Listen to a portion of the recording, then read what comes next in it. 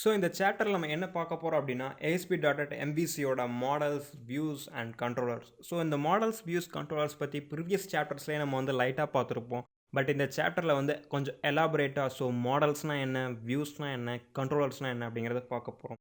So இந்த right side நமக்கு ஒரு டயக்ராம் தெரியும். ஸோ எதை மென்ஷன் பண்ணுது அப்படின்னா வந்துட்டு ஸோ இந்த ஆர்கிடெக்சரை தான் மென்ஷன் பண்ணுது.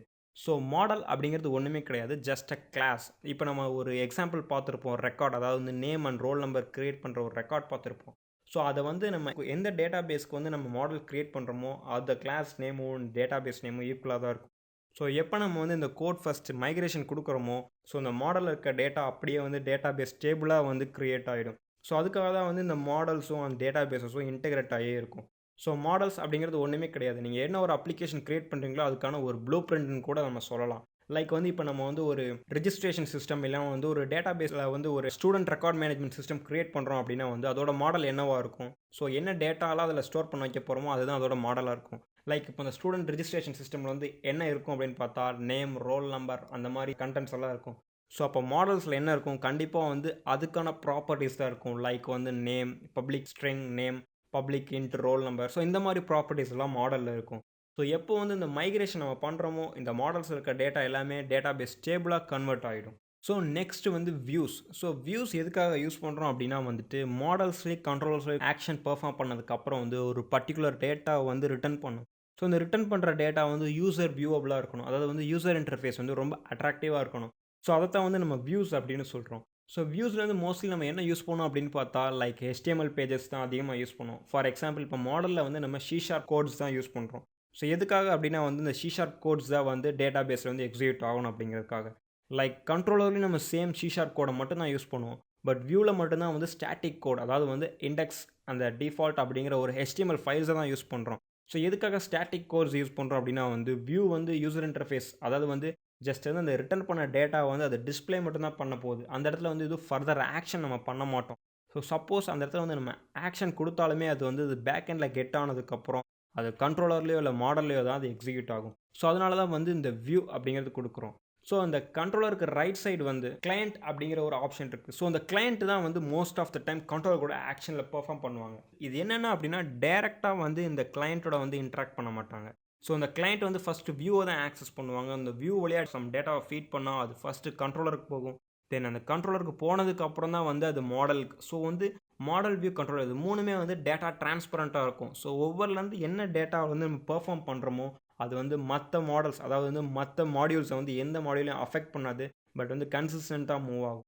ஸோ இப்போ வந்து நம்ம இந்த சாப்டரில் வந்து எப்படி மாடல்ஸ் கிரியேட் பண்ணுறது, எப்படி வியூஸை கிரியேட் பண்ணுறது, தென் கண்ட்ரோல்ஸ் கிரியேட் பண்ணுறது அப்படிங்கிறது இப்போ நம்ம பார்க்கலாம். ஸோ இப்போ நம்ம ASP.NET MVCயில் வந்து ஒரு நியூ அப்ளிகேஷன் கிரியேட் பண்ணலாம். ஸோ நியூ ப்ராஜெக்ட் அப்படின்னு சூஸ் பண்ணிவிட்டு விஷுவல் ஸ்டுடியோ 2012 வந்து MVC4 வெப் அப்ளிகேஷன் கொடுத்து நம்ம ஓகே அப்படின்னு கொடுத்துட்டோம். ஸோ இந்த இடத்துல வந்து நம்ம எம்டி அப்ளிகேஷனே கிரியேட் பண்ணுவோம். அப்போ தான் வந்து நம்ம மாடல்ஸ், வியூஸ், கண்ட்ரோலர்ஸ் வந்து கிரியேட் பண்ணுறதுக்கு ரொம்ப ஈஸியாக இருக்கும்.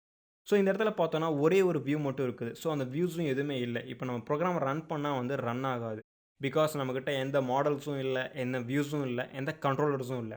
ஸோ இப்போ வந்து எப்படி ஒரு மாடல் கிரியேட் பண்ணுறது அப்படிங்கிறத பார்க்கலாம். சப்போஸ் இப்போ ரைட் கிளிக் பண்ணி ஆட் அ கிளாஸ் அப்படின்னு கொடுத்தோன்னா ஸோ இந்த இடத்துல வந்து கிளாஸ் 1 கிரியேட் ஆகும். சப்போஸ் இந்த கிளாஸ் 1க்கு பதிலாக நம்ம ரெஜிஸ்ட்ரேஷன் அப்படின்னு நம்ம கொடுத்தோம் அப்படின்னா வந்து ரெஜிஸ்ட்ரேஷன் சிஸ்டத்துக்கான ஒரு மாடல் கிரியேட் ஆகிடும். ஸோ ரெஜிஸ்ட்ரேஷன் அப்படிங்கிற ஒரு மாடல் கிரியேட் ஆகிடுச்சு. ஸோ நெக்ஸ்ட் வந்து நம்ம எப்படி ஒரு கண்ட்ரோலர் கிரியேட் பண்ணுறது அப்படிங்கிறது பார்க்கலாம். சப்போஸ் வந்து இந்த ரெஜிஸ்ட்ரேஷனுங்கிற மாடலுக்காக தான் நம்ம கண்ட்ரோலர் கிரியேட் பண்ணுறோம் அப்படின்னா டேரெக்டாக வந்து ரைட் கிளிக் பண்ணி ஆட் கண்ட்ரோலர் அப்படின்னு கொடுத்தோம் அப்படின்னா வந்து இந்த இடத்துல டிஃபால்ட் ஒன் கண்ட்ரோலர் அப்படின்னு இருக்குது. ஸோ இந்த கண்ட்ரோலருக்கு முன்னாடி நம்ம வந்து வியூ எப்படி கிரியேட் பண்ணுறது அப்படிங்கிறது பார்க்கலாம். ஸோ இந்த வியூஸில் வந்து ரைட் கிளிக் பண்ணி ஆட் கொடுத்து ஆட் வியூ அப்படின்னு நம்ம கொடுத்துட்டோம். ஸோ இந்த வியூவோட நேம் வந்து என்னவாக இருக்கும். ஸோ ஜஸ்ட் லைக் இண்டெக்ஸ் அப்படின்னு நம்ம கொடுத்துருவோம். ஸோ இண்டெக்ஸ் கொடுத்து நம்ம ஆட் கொடுத்துட்டா index.cshtml கிரியேட் ஆகிடுச்சு. ஸோ இப்போ வந்து இதுக்கு நம்ம கண்ட்ரோலர் நம்ம கிரியேட் பண்ணணும். ஸோ எப்படி நம்ம கண்ட்ரோலர் கிரியேட் பண்ணுறது அப்படின்னா ரைட் கிளிக் பண்ணி ஆட் கண்ட்ரோலர் அப்படின்னு கொடுத்துட்டு ஸோ இந்த இடத்துல வந்து இண்டெக்ஸ் கண்ட்ரோலர் அப்படின்னு கொடுக்கலாம். பட் இந்த இடத்துல நம்ம ஒரு சின்ன மிஸ்டேக் என்ன பண்ணியிருக்கோம் அப்படின்னா இண்டெக்ஸ் கண்ட்ரோலருங்கிறது ஃபோல்டர் ஸ்ட்ரக்சரை தான் ஃபாலோ பண்ணும். பட் நம்ம இண்டெக்ஸ் அப்படிங்கிற ஒரு ஃபோல்டரே இங்கே இல்லை. ஸோ என்ன பண்ண போகிறோம் அப்படின்னா வியூஸில் வந்து மறுபடியும் ரைட் கிளிக் பண்ணி இண்டெக்ஸ் அப்படிங்கிற ஒரு ஃபோல்டர் கிரியேட் பண்ண போகிறோம். ஸோ இண்டெக்ஸ் அப்படின்னு ஒரு ஃபோல்டர் கிரியேட் பண்ணியாச்சு. இப்போ இந்த index.cshtmlங்கிற ஃபைலை இண்டெக்ஸுங்கிற ஃபோல்டருக்கு நம்ம மூவ் பண்ணிட்டோம்.